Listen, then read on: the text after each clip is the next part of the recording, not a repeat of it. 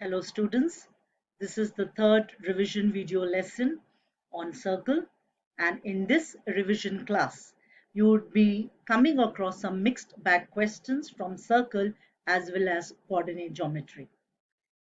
I have started with coordinate geometry in this online lesson wherein we will be revising some important concepts and you need to jot down important points. So it's a request. I want all of you to sit with a paper and a pen so that you note down some questions from circle and some important points from coordinate geometry. So far we have completed 10.1, we have revised exercise 10.1 and also exercise 10.5. Let us look into few more questions from exercise 10.5, though exactly not the ones which are there in the textbook, but similar type of questions. Please have a look. Now, in this diagram, they have asked you to find out the measure of angle ADC. First and foremost, when you see the diagram, it is very important to know which property or which theorem to apply. So how do you go about doing that? Now it is mentioned that O is the center of the circle. So AB obviously becomes the diameter of the circle. And if AB is the diameter of the circle, this whole region becomes a semicircle. And you have already learned this property that angle in a semicircle is a right angle. So what will be the measure of angle ACB? It will be 90 degree.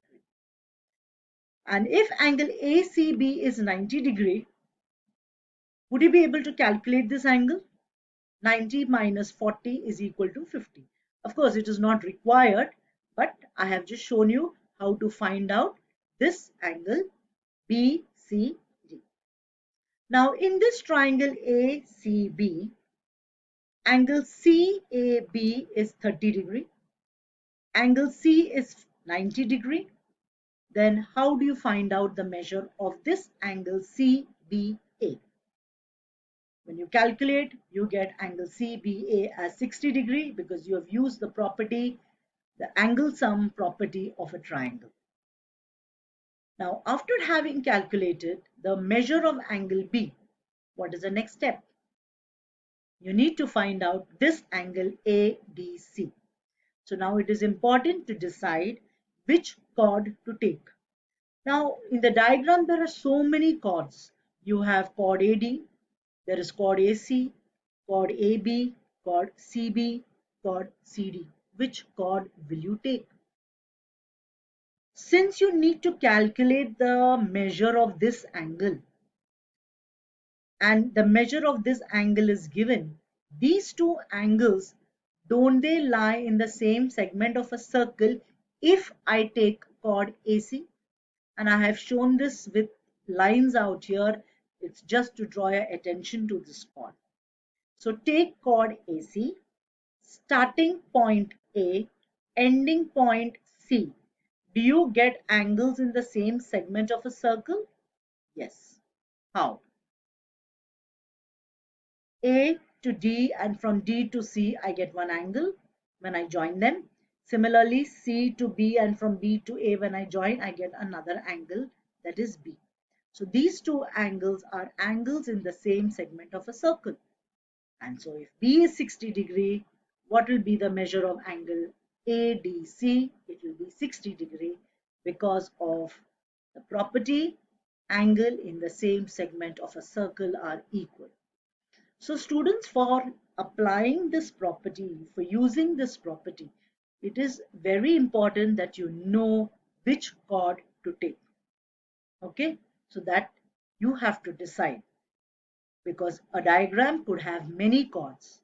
You decide which is the correct chord that you have to take so that you get angles in the same segment of a circle is equal. So look for the starting point A, ending point C, and look for angles formed by them. So here we get B equal to D. So their value is 60 degree each. Now this figure in red is also from exercise 10.5. Here they have asked you to find out the measure of angle AOC. How do you calculate angle AOC? the measure of the angle at the center is double the measure of the angle subtended by the same arc at any other point on the remaining part of the circle. So look for this arc AC. This arc AC is forming an angle at the center. It is also forming an angle at a point elsewhere on the circle. So common arc AC, starting point C, ending point A, you get one angle at the center, and from that same point you get another angle CBA. So the angle at the center will be double, because as you look at this, because when you look at this angle B, it is tapering towards the top, right? So this value is lesser than this angle at the center in this case. So here angle COA will be double, which is equal to 120 degree. Okay. Now we will look into another question which is based on these similar properties. I hope you're making a note of it and try solving it as and when I'm explaining. Now here it is given that angle TDP is 40 degree, and you have to find out this angle TPA, which is shown in red. Again, there are so many chords in this circle. Which chord will you take? Look at chord TP. Starting point T, ending point P. Do you get an angle on the same segment of the circle? Yes. TDP and angle TAP both are equal. So the measure of this angle A will be 40 degree because they are formed by this chord TP. So TDP equal to TAP. Now after having calculated the measure of angle A, look at triangle TAP. In this triangle TAP, use the property, that is, the sum of the measures of the angles of a triangle is 180 degree. So 60 degree, 40 degree, and what will be the measure of this entire angle? It will be equal to 80 degree. So that's how you find out the measure of angle TPA.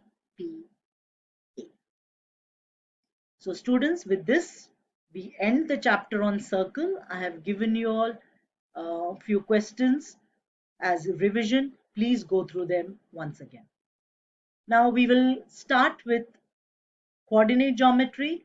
Let us look into some important points, important parts of that chapter that you need to remember for your periodic test. Let us have a look. Coordinate geometry, the third chapter. What all you need to know from the following chapter. What is a Cartesian plane? What is the meaning of the word abscissum? What is ordinate of a point? How do you find out the distance of a point from x-axis? How do you calculate the distance of a point from y-axis? And to look at the coordinate graph or the Cartesian plane and identify the position of the point. How to locate the position of the point. So you need to know all this to understand the chapter coordinate geometry. Now let us revise them one by one. Now, what is a Cartesian plane or a coordinate plane, or which is also called as the XY plane? The x-axis and the y-axis, when they intersect each other, they divide the plane into 4 parts. So you can see these two lines perpendicular to each other and they form 4 parts, and each such part is called as quadrant.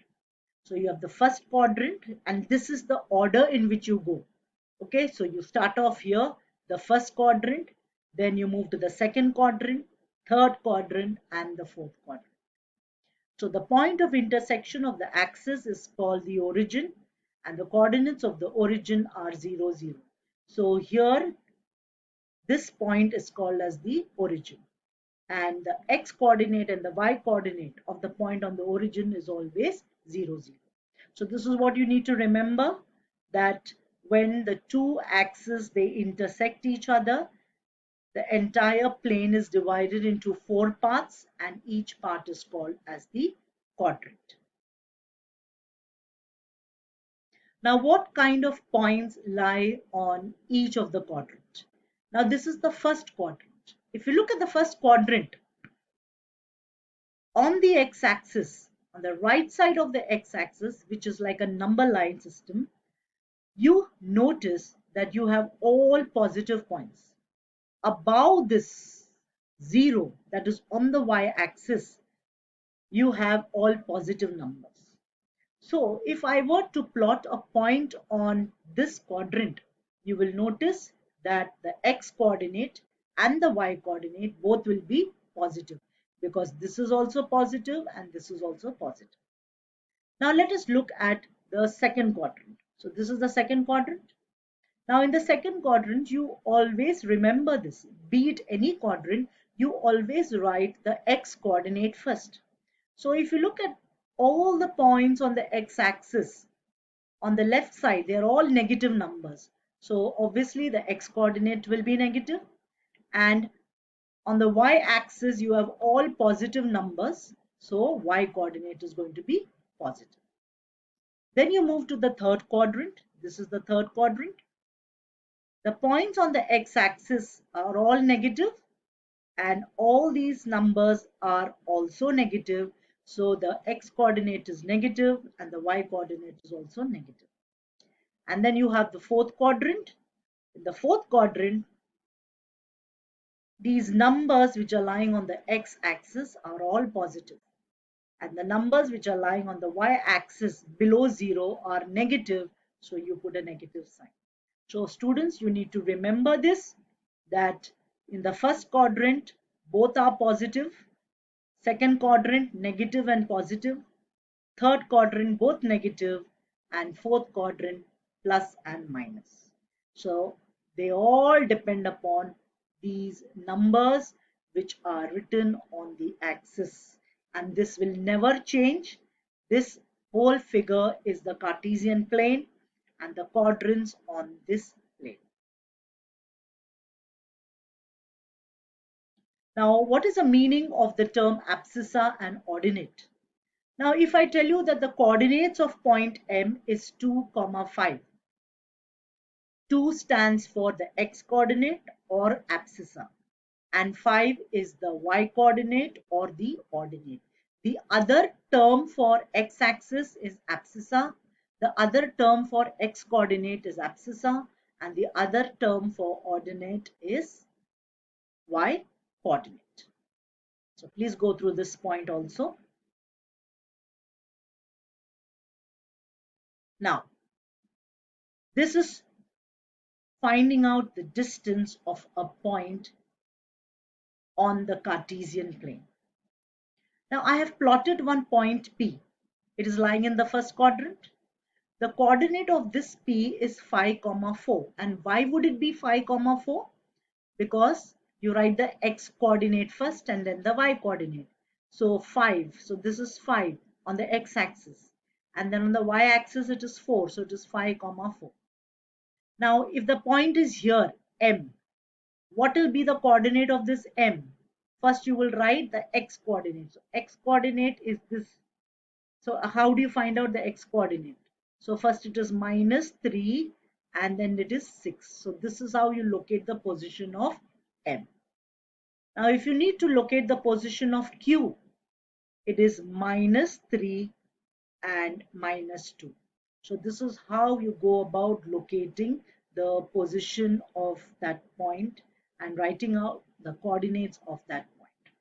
Now let us find out how do you calculate the distance. This part is very important. Now look at point P. I could put it like this, that this point P is at a distance of 4 units from x-axis.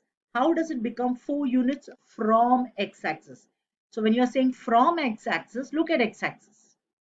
So to come to this point P, I have to move how many steps? 1, 2, 3, 4. So it is 4 units from x-axis. And from y-axis, how far is it from y-axis? So 1, 2, 3, 4, 5. So it is at a distance of 5 units from y-axis. Similarly, look at M. M. How far is M from y-axis? So it is 1, 2, 3. And how far it is from x-axis? 1, 2, 3, 4, 5, 6. So 6 units from x-axis and 3 units from y-axis. Similarly, Q. How far it is from x-axis? So you go to x-axis and see what is the distance. 1, 2. And from y-axis, 1, 2, 3. So 3 units from y-axis. Now when it is negative, the distance will still be positive because distance is never expressed as a negative term. Okay, so this is how you calculate the distance of a point from the axis. Please make a note of this. This is a very important slide. Now, when the point is lying on the axis, then you have to remember the following. Now look at this point M. Isn't it lying on the y-axis? So what will be its coordinate? It will be 0, 2. And when it is lying on here in this y-axis here, and when it is lying out here below 0, it will be 0, -5. But when the point is lying on the x-axis, it will be 4, 0, and here it will be -1, 0. So what do you notice in this? If the point is lying on the y-axis, its x coordinate will be 0. That is, its abscissa will be 0. And if the point is lying on the x-axis, its ordinate will be 0 or its y coordinate will be 0. So for any point lying on the y-axis, if a point lies here or here or here or here or for that matter here, which coordinate will be 0? Always the x coordinate. So if it lies here, it will be 0, -4, 0, -3, 0, 4, 0, 6. And if it lies here on the x-axis, it will be -6, 0, -5, 0, -3, 0, 3, 0, so on and so forth. So this point is very important. Make a note of it. Now, based on this, some of the MCQs, let us solve it. The point A34 lies in which quadrant? So both are positive, x coordinate and y coordinate, both are positive. So it will lie in the first quadrant. Point 3, 0 lies. Where does it lie? It will definitely not lie in any of the quadrants. Remember, when any of the coordinate is 0, it will either lie on the y-axis or it will lie on the x-axis. So here, where is it lying? It lies on the x-axis. Now this is again another important question. If x is greater than 0 and y is also greater than 0, then where does this x, y lie? So x is greater than 0. Greater than 0 means it's a positive number. All positive numbers are greater than 0. Y is greater than 0. That means y is also a positive number. That means x is positive, y is positive. Both are positive. So where would you think it lies? Which quadrant? Plus plus means it lies in the first quadrant. Okay. You could even get another combination. X is greater than 0 and x is less than 0. Greater than 0 means it is positive. Less than 0 means it is negative. So positive, negative. Positive, negative means which quadrant would it lie on? Not the first quadrant. It will not lie in the second quadrant. Would it lie in the third quadrant when it is positive and negative? Yes. And that case it will lie in the third quadrant. Now, question number 4. If a minus 4 comma 3, it means if the coordinate of a is minus 4 comma 3, then what is the distance of a from x? Now let's try to decide. Now let's try to do this with the help of a diagram. Okay. A is minus 4, 3. Minus 4, 3 I've plotted out here. Minus 4 and 3. So this is the position of A. How far it is from the y-axis? So how far is it from the y-axis? This is the y-axis. So 1, 2, 3, 4. So what is the answer? The answer is 4 units. There is a clue. I'm giving you a clue. When distance is asked, you will definitely not get negative. The negative is given only to confuse you, because distance is always positive. So the answer here is 4 units from y-axis, because you get it as 1, 2, 3, 4. So this is the correct answer. Okay. So students, with that we have completed a few important parts of coordinate geometry. I want you to revise this once again. In the next online lesson, we will look into few more questions from coordinate geometry, and then more mixed bag questions, so that you're completely prepared for the forthcoming periodic test. So with this, I sign off and have a good day. Thank you.